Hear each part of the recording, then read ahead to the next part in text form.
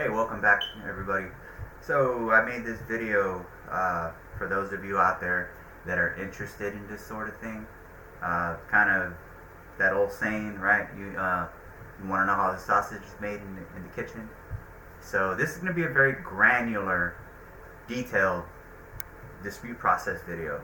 I'm going to kind of walk you through it by the hand for those of you that have no idea how the dispute process works. So, this is gonna be a nerdy video, okay? I'm a very nerdy person, I'll just be the first to admit it. So I'm just gonna, if you guys want to bear with me and actually watch this video and learn how the dispute process works, I'll be more than happy to just spend time with you here and explain it to you in a way that you can understand. Okay, so let's start here. You write a letter to the credit bureaus, which you have the right under the FCRA to dispute anything you feel is inaccurate on your credit report. Anything, at any time, any point of the day, whatever. You can dispute anything. It's your right. And no, it doesn't hurt your credit score if you dispute. A lot of people think, well, my scores went down because I disputed. No. You have the right to dispute. If your scores go down, it could be a whole multitude of other reasons. Maybe you're disputing a balance or something, and they're kind of just putting that account off to the side or something like that temporarily while they investigate. Your scores do not go down if you dispute. Let's just put that out of the way. Alright, so the dispute process, how this works. Okay, so I'm going to throw a lot of acronyms out there, and I'll explain them as I go. First one is called the OCR, Optimal Character Recognition. That is the first step.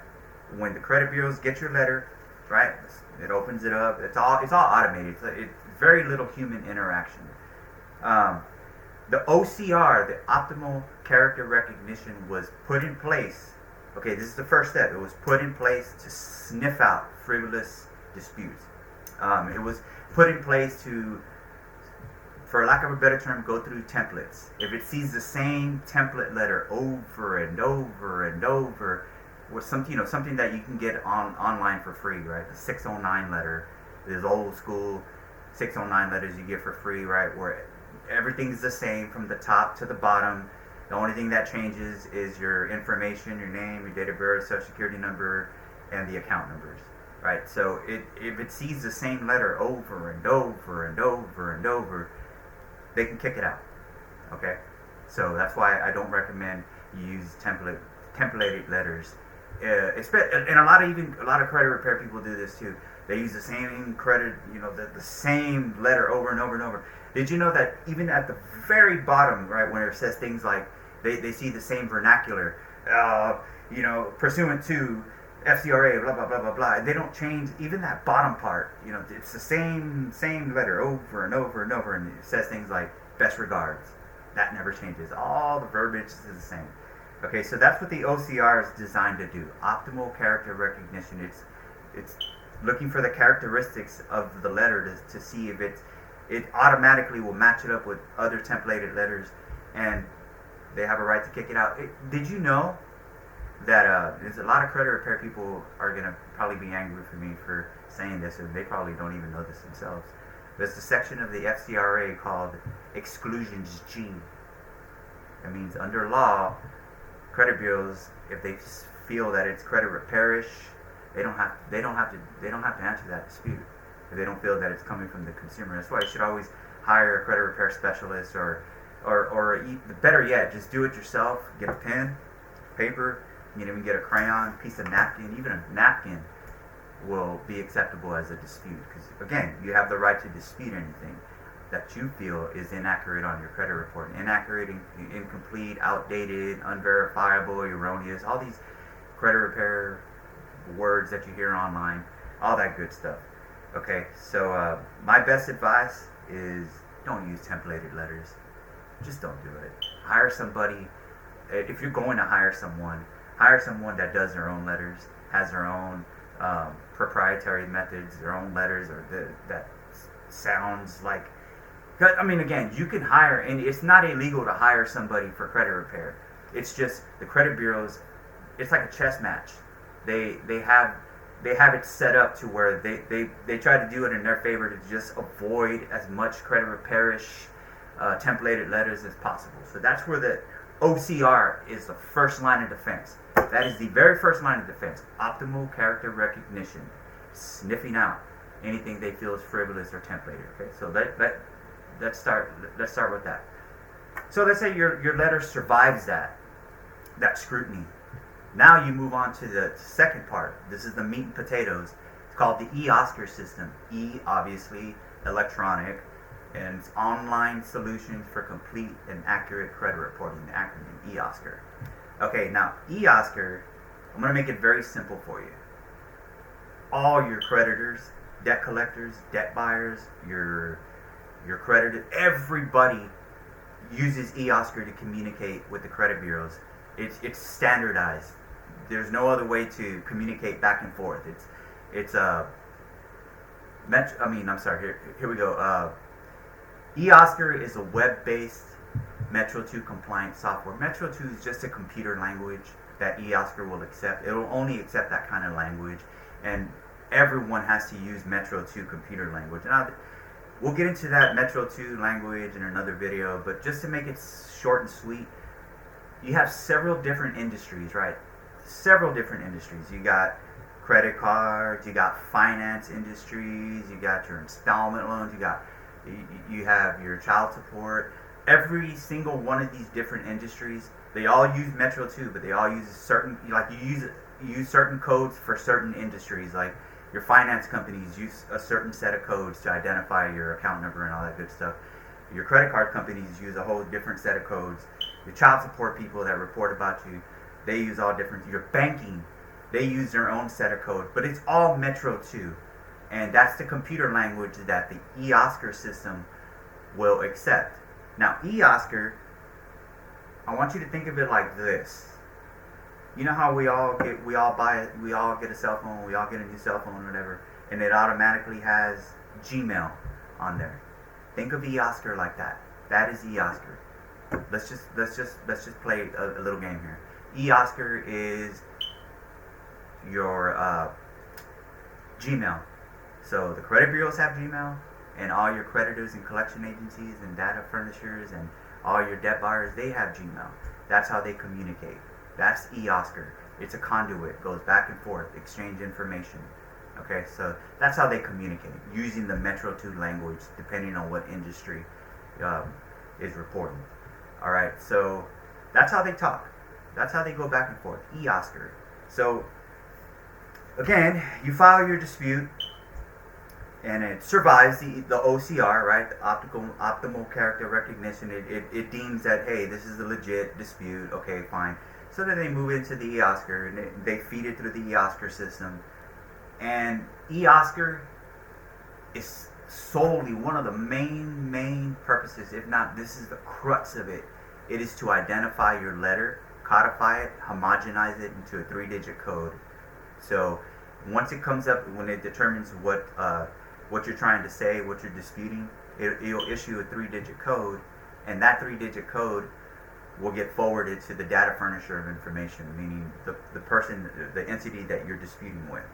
And so I'll give you some examples, right? For example, let's say, I took the liberty here of getting the actual E-Oscar codes, and I run into this a lot. It doesn't matter if you write a 1-page letter or if you write a 100-page letter, you're still going to get codified and homogenized into a 3-digit code, and that code is what's going to get transmitted to the data furnisher. For example, let's say, let's look at this good one here. Okay, code number 019, included in the bankruptcy of another person. So let's say it's someone else's bankruptcy and you want to dispute that. I mean, that's literally all you have to say. Real short, real sweet. I mean, whether or not you write 2 sentences about how that's not your bankruptcy, it's somebody else's, or you write 100 pages explaining your life story, how that's not you, and you went to the courthouse that day, and you parked in the wrong spot, and you got assigned this. You can do all of that, right? 100 pages, doesn't matter. You're still going to get code 019, and that code is going to get transmitted as included in the bankruptcy of another person. So I always say, make your disputes short, sweet, to the point, because it's gonna get, no matter what you say, it's gonna get one of these codes. Okay, so the way this works is once they determine what you're trying to say, and once you get your code assigned, then from that point, any kind of supporting documents. Now that everything's now everything's digital this day and age, right? Just like Gmail, right? Where you can send attachments. You can upload pictures and stuff. Same thing with eOscar. The credit bureaus will append in any kind of supporting documentation, and they'll just think of like an email. Once they hit send, the person on the other end, the data furnisher, they open their eOscar system one of two ways. Okay, so once the credit bureaus sends it off, that's the 30-day countdown, right? Now, the actual investigation, here's a little fun fact for you. The actual investigation, the way your data furnishers or whoever you're disputing with, the human being on the other end, there's two ways they go about it. Number one, the minute they open the email, right, that signals to the credit bureaus that the investigation has begun. Okay? Or they have the option of downloading your dispute, and that just means they downloaded it and they could set it off to another side, and when they get around to opening it later on, that's when they will start their investigation formally. So that's how that works. And eOscar, here's another thing I forgot to mention. eOscar will generate a form called the Automated Consumer Dispute Verification Form. It sounds all complicated, right? It's not. It's just think of a digital format, a digital form that everybody has to use to answer disputes. Whether it's, mom and pop shop down the street, maybe you bought a couch off of them, or you bought a gas stove, or you bought some furniture from a real small mom and pop shop, and that mom and pop shop wants to credit report on you, and they got to use eOscar, they got to use the Metro 2 language, right? Including answering disputes. Everyone has to answer the same automated consumer dispute verification form. All right, that is the proper uniform form that they answer with disputes. So even all the way up to American Express, they all use the same form.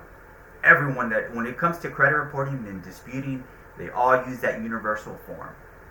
So the person on the other end will get that automated consumer dispute verification form, and they'll see one of these codes. It could be anything. I mean, here's another one.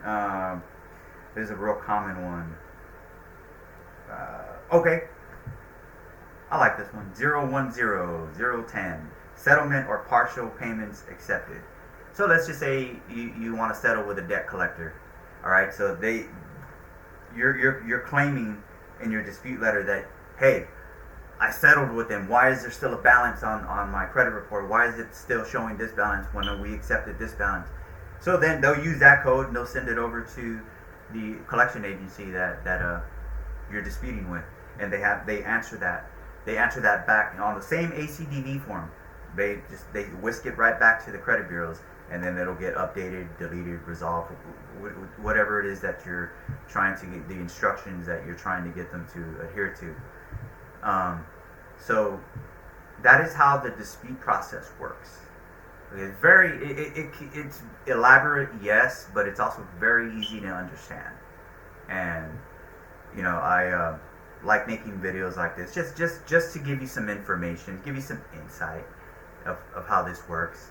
And so I hope you found this video useful. If you like this video, leave your comments in the comment section, like, subscribe, and hit the bell notification for future videos. Yeah, thank you. You guys be blessed.